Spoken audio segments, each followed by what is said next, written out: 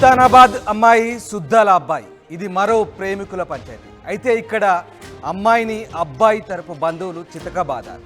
తనను గర్భవతిని చేసి మరో అమ్మాయితో పెళ్లికి సిద్ధమయ్యాడంటూ ప్రియుడింటి ముందు ప్రియురాలు బైఠాయించింది. దీంతో ఆగ్రహించిన అబ్బాయి బంధువులు యువతిని చితకబాదారు. యువతి ఫోన్ ధ్వంసం చేశారు అబ్బాయి బంధువులు. రాజన్న సిరిసిల్ల జిల్లా కోనరావుపేట మండలం సుద్దాలలో ఈ ఘటన జరిగింది. 5 ఏళ్లుగా తమ మధ్య ప్రేమ నడిచిందని యువతి చెబుతోంది. యువతిని స్టేషన్కు తీసుకెళ్లి పోలీసులు విచారిస్తున్నారు. సుల్తానాబాద్ అమ్మాయి సుద్దాల అబ్బాయికి చెందిన ఈ ప్రేమ కథ ఎలా ఉందో మీరు ఒకసారి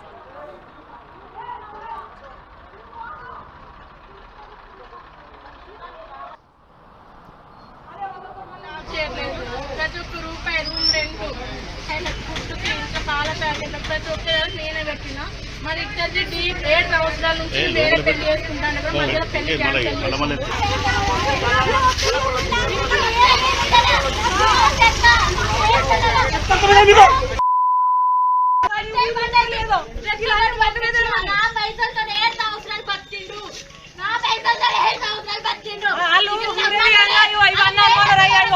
ఊళ్ళో బాగున్నారు.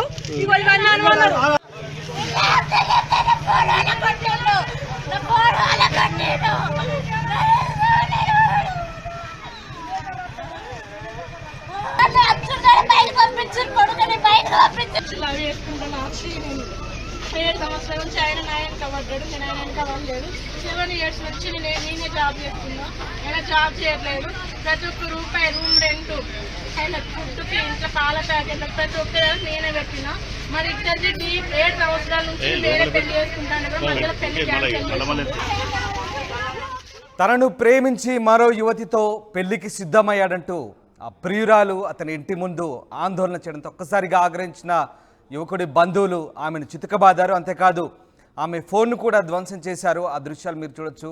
ఆ అమ్మాయి ఎంత మొత్తుకుంటున్నా కూడా అబ్బాయి తరపు బంధువులు ఆమె ఫోన్ ధ్వంసం చేయడం కాదు, ఆమెను చితకబాదిన దృశ్యాలు మనకు కనబడుతూ ఉన్నాయి. 5 ఏళ్లుగా తమ మధ్య ప్రేమ నడిచిందని ఆ యువతి చెప్తోంది. రాజన్న సిరిసిల్ల జిల్లా కోనరావుపేట మండలం సుద్దాలలో ఈ ఘటన చోటు చేసుకుంది. ఇంతలో పోలీసులు రంగప్రవేశం చేశారు.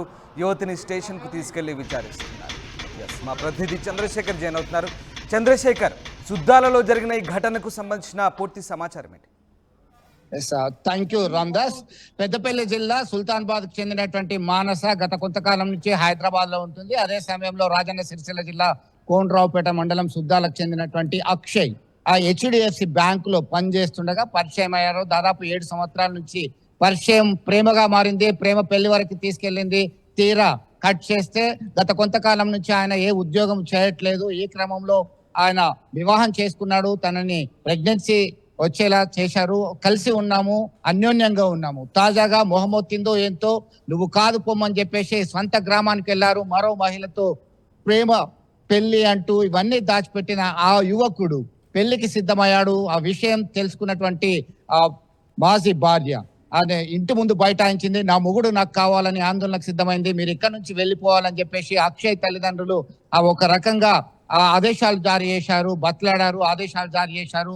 లేదు, ఎట్టి పరిస్థితుల్లో నన్ను ప్రేమ పేరుతో పెళ్ళాడాడు, పెళ్లి తర్వాత మేము శారీరకంగా ఒకటై నా గర్భానికి కారణమయ్యారు కాబట్టి ఖచ్చితంగా నా మొగుడు నాకే కావాలని చెప్పి ఆందోళనకు సిద్ధమైనటువంటి నేపథ్యంలో ఒక్కసారిగా ఆగ్రహించినటువంటి యువకుని బంధువులందరూ కూడా దాడి చేశారు.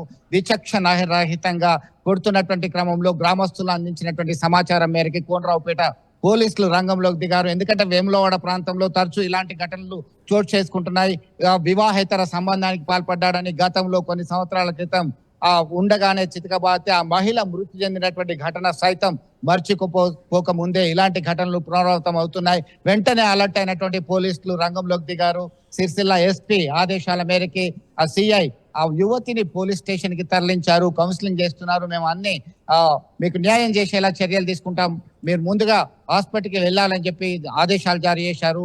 ఈ క్రమంలో ఒక రకంగా ఇప్పటికీ టెన్సివ్ సిచ్యుయేషన్ అయితే కొనసాగుతుంది. రామ్దాస్, అంటే ప్రస్తుతం అంటే యువతి డిమాండ్ న్యాయపరమైందేనా? పోలీసులు ఏం చెప్తున్నారు? నిజంగా ఆ యువతి అతని భార్యనా? గతంలో పెళ్లి చేసుకున్నారా? తర్వాత మళ్ళీ ఆ యువకుడు వేరే పెళ్లికి ఎందుకు సిద్ధమైనాడు? దీనికి సంబంధించి మరి యువతిని చితకబాదిన నేపథ్యంలో యువతి తరపు బంధువులు ఎవరు అక్కడికి రాలేదా? పోలీసులు ఏమంటున్నారు దీనికి సంబంధించి? ఖచ్చితంగా ఆమె చేసుకున్నదే ప్రేమ వివాహము. ప్రేమ వివాహానికి పెద్దల అంగీకారం లేదు. పెద్దల అంగీకారం లేనందున గుట్టుగా సంసారాన్ని వెళ్ళదీశారు, ఆయన ఖర్చులు కూడా నేనే వెళ్ళదీశాను అని చెప్పేసి ఆ యువతి చెప్తుంది. అయితే ప్రేమ లేదు, పెళ్లి లేదు అని చెప్పేసి యువకుని తరపు బంధువులు చెప్తున్నారు. ఖచ్చితంగా మేము విచారణ జరుపుతాము, దీనిలో నిజమేంటి, ఆ వాస్తవాలు ఏంటి, ఎవరు చెప్తున్నది వాస్తవం అని చెప్పేసి పోలీసులు నిజ నిర్ధారణ కొరకే ప్రయత్నాలు చేస్తున్నారు. కొంత టైం పడుతుంది, మీకు సమగ్రమైనటువంటి సమాచారం మీడియాకి అందజేస్తాం, అప్పటి వరకు మీరు వెయిట్ చేయండి అని చెప్పేసి పోలీస్ అధికారులు చెప్తున్నటువంటి పరిస్థితి. ఇరు వర్గాలకు సంబంధించినటువంటి ఇటు యువతిని ఆ యువకుని పిలిచి విచారణ జరుపుతున్నటువంటి పరిస్థితి మనం గమనించవచ్చు. మొత్తం మీద ఒక క్లారిటీ వస్తుంది మరికొన్ని గంటల్లో అని చెప్పొచ్చు రామ్దాస్. రైట్ చంద్రశేఖర్, ఆ యువతిని చూస్తే కాస్త చదువుకున్న అమ్మాయి లాగానే కనబడుతుంది, చాలా కొంచెం మోడర్న్గానే కనబడుతున్న పరిస్థితి. బట్ ఆ అమ్మాయి పై దాడి జరిగినప్పుడు పోలీసులకు ఏమైనా ఫిర్యాదు చేసిందా ఈ అంశానికి సంబంధించి? పోలీసులు ఇప్పుడు అబ్బాయిని కూడా అదుపులోకి తీసుకున్నారా? ఏమైనా దీనికి సంబంధించి చర్యలు ఉండే అవకాశం ఉందా?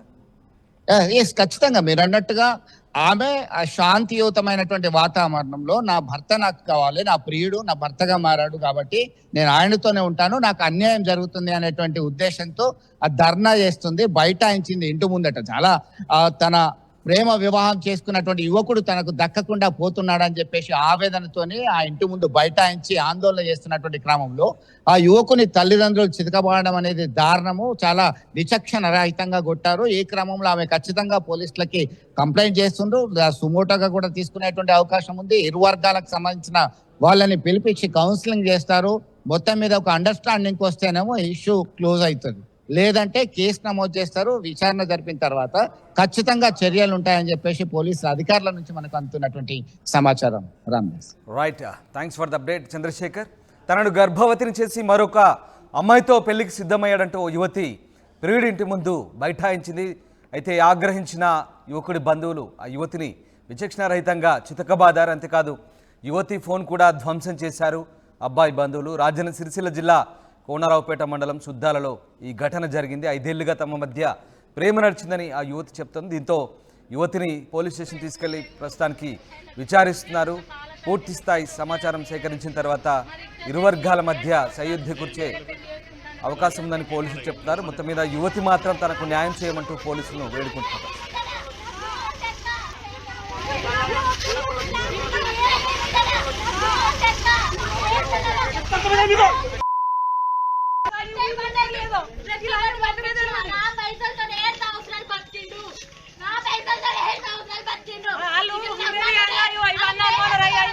ఊళ్ళో బాగున్నారు, ఇవన్నీ అనుకున్నారు.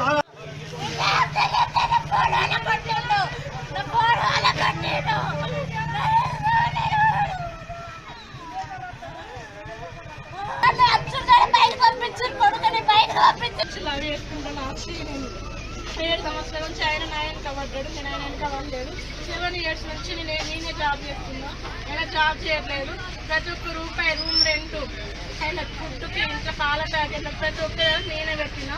మరి ఇద్దరిది 7 సంవత్సరాల నుంచి వేరే పెళ్లి చేసుకుంటాను, మధ్యలో పెళ్లి క్యాన్సిల్ చేస్తాను.